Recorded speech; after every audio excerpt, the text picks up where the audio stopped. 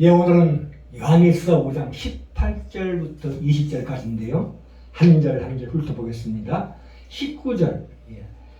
또 아는 것은 우리는 하나님께 속하고 온 세상은 악한 자 안에 처한 것이라, 이렇게 말씀하고 있습니다.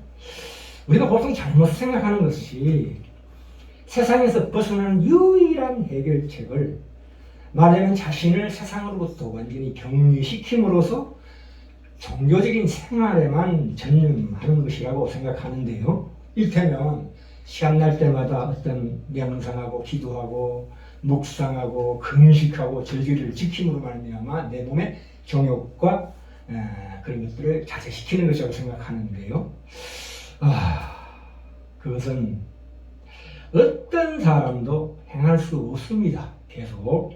그리고 일고의 가치도 없는 행위인 이유는 에베소서 6장 12절에 보시면 우리의 씨름은 혈과 육에 대한 싸움이 아니요 통치자들과 권세들과 이 어둠의 세상 주관자들과 하늘에 있는 악의 영들을 상대함이라, 이렇게 말씀하고 있기 때문입니다. 이 세상이라는 뜻은 그러니까 바깥에서 들어오는 죄, 유혹, 시험만 있을 뿐만 아니라 그보다 더 크게는 성경에서 우리 속에 있다고 얘기합니다. 우리 안에 있다고 얘기합니다. 우리 안에 있는 중생하지 못한 성품, 옛사람에 속한 육신. 여기서 육신이라는 것은 바디, 눈에 보이는 바디가 아니고 우리 속에 있는 죄가 가는 장소로서의 육신을 말씀하고 있습니다. 예수님께서도 자신을 세상으로부터 격리시키지 않고 세리들과 죄인들의 친구로 지내셨습니다. 그러니까 중요한 것은 외부에 있는 세상이나 내 안에 있는 세상이 아니라 그것을 보는 방식이 달라져야 한다는 거죠. 관점이 달라져야 한다, 이 말씀이십니다. 이 신약 성경의 핵심적인 가르침이 그거죠. 거듭났다는 것이 모든 의미가 그렇습니다. 관점이 달라지는 거예요. 바라보는 관점이 달라지고 기질이 달라지고 성품이 달라지는 건데, 베드로서 1장 4절에 신성한 성품에 우리가 참여하는 자로 나와 있습니다. 그러니까 우리 육신적으로 세상을 볼 것이 아니라 하나님을 향한 천사들처럼 모든 세상을 바라보는 것이 중요하다. 그러니까 우리가 세상에 살면서도 하나님의 자녀로, 하나님의 사람으로 됨으로 인하여 나는 이제 세상을 이기는 처지에 서 있다는 것입니다. 그래서 요한일서 5장 4절 5절에 나오지요. 대저 하나님께로서 난 자마다 세상을 이기느니라. 세상을 이기는 이것이니 우리의 믿음이니라. 예수께서 하나님의 아들이심을 믿는 자가 아니면 세상을 이기는 자가 누구뇨? 이 말씀이 로마서 8장 37절에 보시면, 그러나 이 모든 일에 우리를 사랑하시는 이로 말미암아 우리가 넉넉히 이기느니라, 이렇게 말씀하고 있습니다.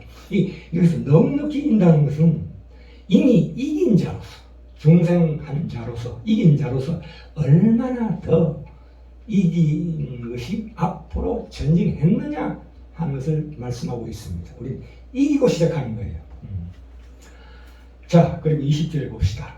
또 아는 것은 하나님의 아들이 이르러 우리에게 지각을 주사, 하나님의 아들이 우리에게 이르러 우리에게 지각을 주셨대요.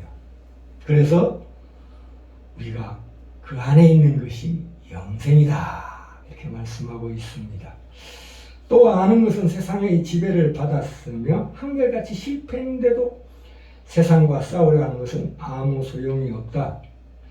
하나님의 믿음을 얻고 나서 이제 우리 속에 새로운 관점과 새로운 기질과 새로운 성품, 그 이해력을 소유한 사람이 되는 것인데, 한마디로 말해서 그것이 바로 중생된 이성이라는 것입니다. 하나님의 사랑과 하나가 된다는 것입니다. 갈라디아서 2장 20절에 보시면, 그런 적 이제 내가 사는 것이 아니요 오직 내 안에 그리스도께서 사시는 것이라. 이제 내가 육체 가운데 사는 것은 하나님의 아들을 믿는 믿음 안에서 사는 것이라 이렇게 말씀하고 있습니다. 여기서 지각이라는 것은 말하자면 새로운 관점을 가지는 것, 새로운 성품을 가지는 것, 새로운 기질을 가지는 것으로서 한마디로 표현해서 중생된 이성으로서 그렇게 우리가 세상을 이긴다는 것입니다. 하나님의 말씀은 우리 주신 하나님의 말씀은 하나님께서 우리 주시는 사랑이요 우리의 믿음, 이 신앙은 받는 사랑입니다. 이 인간의 이성이라는 것이 말하자면 그 본질적인 기능은 하나님의 말씀을 듣고 이해하는 기능이요 통로입니다. 이 믿는 자의 이성이라는 것은 하나님을 주인으로 삼는 이성의 결단을 말씀이 촉구하고 있고 우리는 그렇게 시행하는 것입니다. 그래야 비로소 우리의 기능을 참된 중생된 이성으로서 사랑과 하나가 된다. 하나님과 하나가 된다. 중생된 이성, 그것이 바로 지각이 되는 것입니다. 좀 더 우리가 자세히 살펴봅시다. 이 요한일서 5장 20절에 또 아는 것은 우리에게 지각을 주사. 이 지각이란 말은 좀 더 상세하게 보면 알직자에다가 깨달을 각입니다. 지각이 있어 하나님을 찾는 자라는 말씀이 시편 14편 2절에 나옵니다. 지각이 있어 하나님을 찾는 자. 다윗이 말하자면 이걸 바꾸어서 풀어서 말하면 의인이라는 거지요. 의인. 죄를 범한 소돔과 고모라를 멸망시키기 전에 의인 10명을 찾으러 하시는 하나님이시다. 그것은 한마디로 창조주 하나님을 찾는 인간의 지성과 영성을 말하는 것입니다. 지성과 영성. 우리의 선지자 이사야서 27장 11절에 가지가 마르면 꺾이나니 여인들이 와서 그것을 불살할 것이라.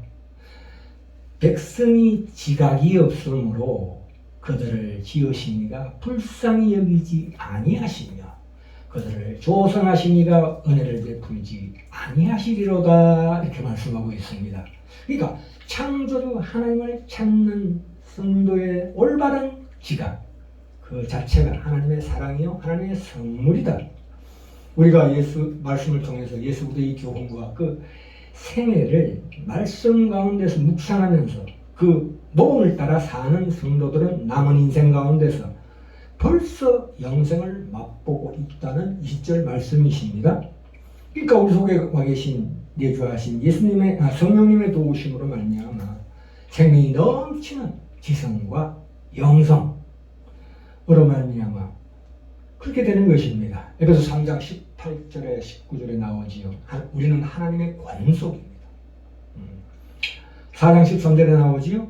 우리가 다 하나님의 아들을 믿는 것과 아는 것. 여기 18절부터 20절 사이에 아는 것이란 하나님을 안다는 것이 계속 나옵니다.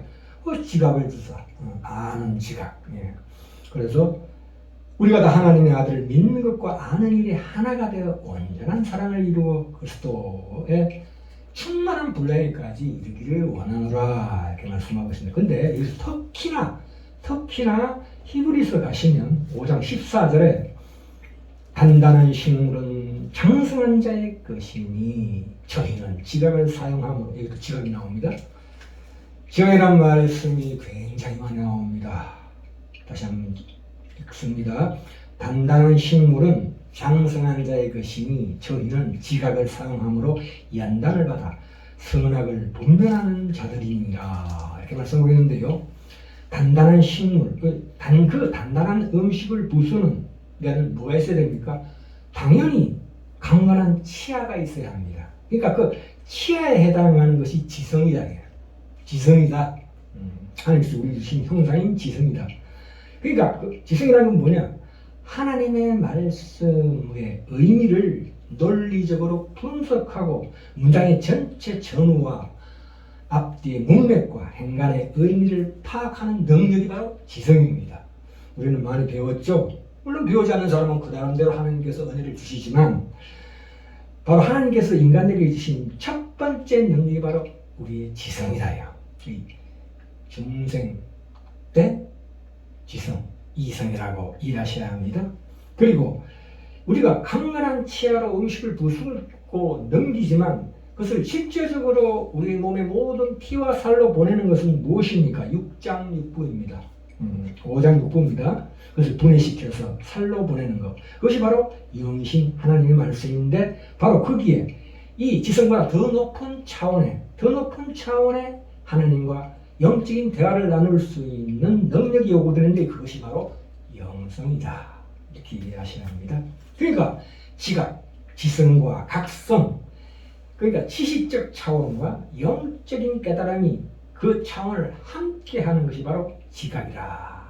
이렇게 이해하셔야 합니다. 그래서 창세기 1장 26절 27절에 그 형상과 모양을 따라 주신 것이 우리의 형상, 지각. 이렇게 이해하시면 됩니다. 그러면 마지막으로 영성을 과연 영성이라고 하는데 영성이 무엇이냐에 대해서 한 가지 예를 들어 보십시다. 그러니까 서두에 하나님의 말씀은 주는 사랑이요 우리의 믿음, 그 신앙은 받는 사랑이라고 했습니다.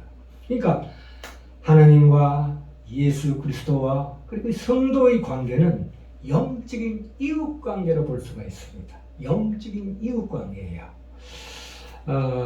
하나님은 전능하십니다. 그렇기 때문에 내가 반드시 의지해야 될 존재입니다만 이웃은 그렇지 않습니다. 시간과 공간 속에서 아무로 무능하고 오히려 내가 도와줘야 할 존재입니다. 그렇기 때문에 이 하나님과 이웃은 구분되지만 결코 분리될 수 없는 것이 하나님과의 관계와 이웃과의 관계는 서로 속해 있다. 이렇게 반드시 이해해야 합니다. 우리가 하나님을 직접 만나지 못합니다. 이웃을 통해서만 영원한 하나님을 발견할 수 있습니다. 이웃을 넘어가서는 결코 하나님을 직접 만나지 못합니다. 거룩하고 볼 수 없는 하나님을 세상적이고 참 구질구질하고 쪼잔한 참으로 우리를 반대하는 구체적인 이웃이라는 존재로 반드시 하나님이 계시하신다 이렇게 이해하셔야 합니다. 그런데 이 이웃 사랑 안에는 원수 사랑도 포함됩니다. 원수를 향해 가지는 나의 미움을 이기는 것을 뜻합니다. 그것이 우리의 온전한 지각이야. 그리고 이김은 이것이라고 얘기합니다. 그것은 반드시 나를 부정해야 가능한 것이다 까지 포함하는 것입니다.